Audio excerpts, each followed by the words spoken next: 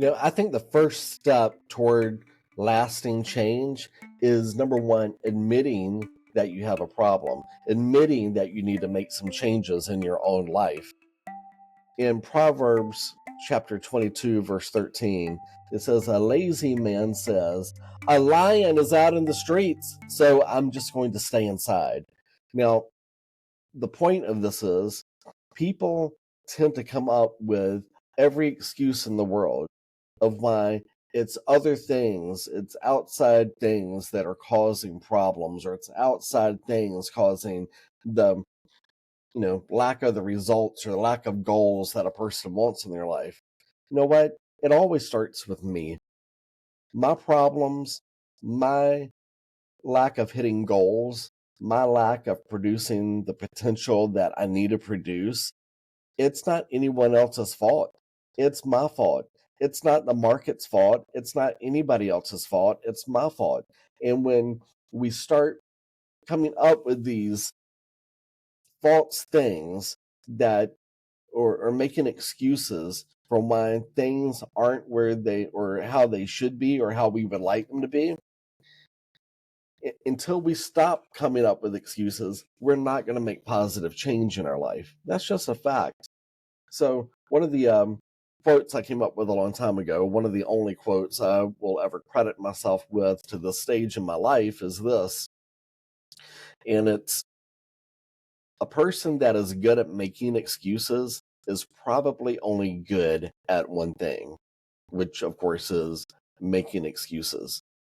Last week, I had the opportunity to hang out with a lot of high end loan officers, high end realtors at an event I was at in Dallas. And what I'll tell you is this, like in my industry right now, I hear a lot of people in my industry saying this is an off year. It's not a great year. The market we're in right now, there's just not enough buyers. The list goes on.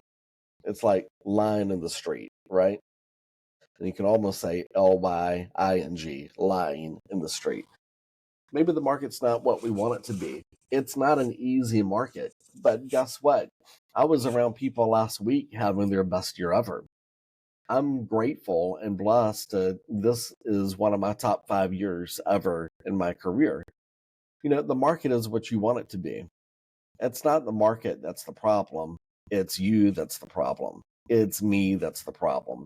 So, wherever you're at in life, if you're not hitting your goals, if you're not hitting on all cylinders, if you're not reaching your potential, don't blame others. Let's look inside. What can we do differently?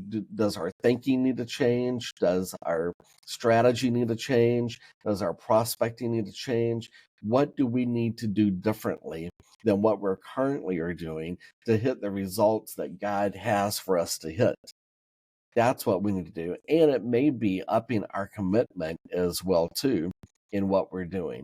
Are we sold out and 100% engaged, 100% committed to the mission that we feel like we've been called on to do?